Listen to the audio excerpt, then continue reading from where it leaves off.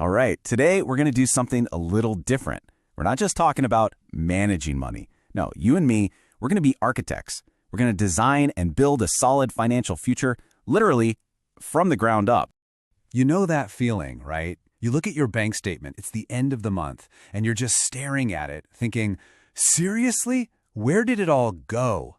It is such a common, incredibly frustrating feeling. And trust me, if you've been there, you are so not alone. And you know, that feeling, it leads us right to the core idea of this whole thing.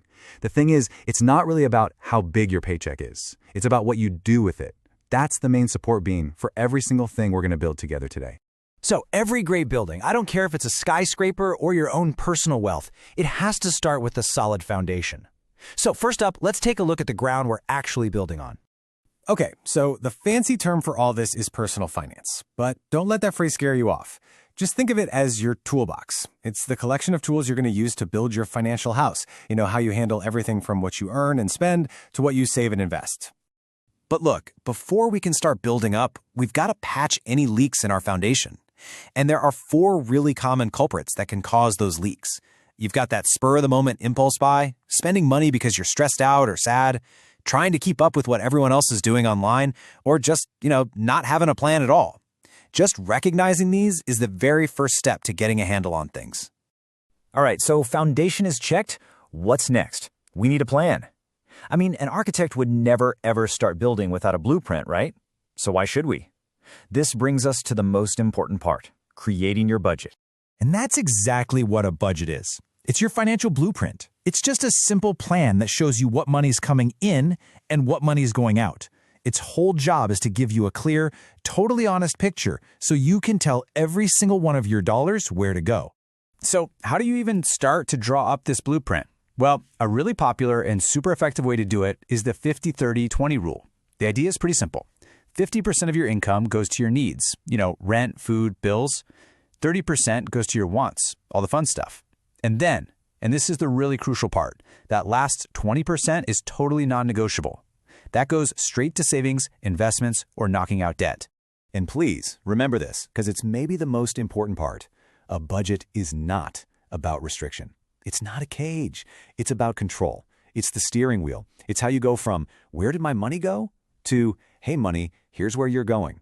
It is the ultimate form of financial empowerment. Okay, so we have our blueprint. Now it's time to install some of the most essential safety features in our structure. So next up, we're talking about your financial safety net, savings, and debt. The first, and I mean the most critical piece of that safety net, is your emergency fund. This is your financial cushion for when life, inevitably throws a curveball your way. The goal here is to save up enough to cover 3 to 6 months of your essential living expenses. This is the thing that keeps your whole structure from collapsing when a storm hits. Now, the other side of that safety net is getting a handle on your debt. The best way to think of high-interest debt is like a slow fire that's just constantly weakening your foundation. So here's a clear 4-step plan to put it out. Step 1, go after the highest interest debt first. Step 2, create a repayment plan you can actually stick with. 3, be consistent. Make those payments on time, every time. And 4, stop adding fuel to the fire. Avoid taking on new, unnecessary debt. All right, so let's check our progress. Our foundation is solid, our blueprint is clear, our safety nets are installed. Now it's time for the exciting part. It's time to build upward. Time to add some new floors to this thing. It's time to fire up the growth engine, investing. And here's the magic of investing. It's how you make your money start working for you instead of the other way around. It's all about something called compound growth. That's just a fancy way of saying your money starts earning its own money. It's this incredible snowball effect that becomes unbelievably powerful over time. And you've got a bunch of different tools in your toolbox to build this growth engine. You've got stocks, which are like tiny pieces of ownership in a company. There are bonds, where you're basically lending money to a government or a company.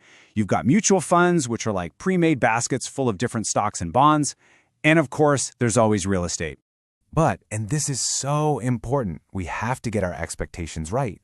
Investing is a marathon. It is not a sprint. It's a long-term strategy that rewards patience and consistency. It is absolutely not a get-rich-quick scheme. So we've talked about the foundation, the blueprint, the safety nets, the growth engine, the whole shebang. But there is one final piece, the piece that unlocks the entire structure.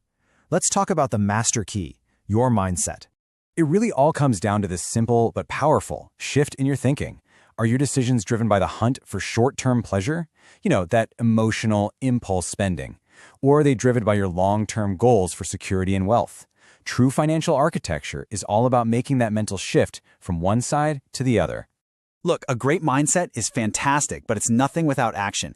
This is where the rubber meets the road. You put that powerful mindset to work by building habits. Habits like tracking your expenses, saying no to impulse buys, making saving a real priority, investing consistently, and this one's my personal favorite, always investing in your own knowledge and skills. These are the small daily actions that end up building fortunes. So there you have it. We've gone through the entire architectural plan, from the very foundation right up to the master key. The design, the blueprint, it's all in your hands now. So the only question left is, what are you going to build first?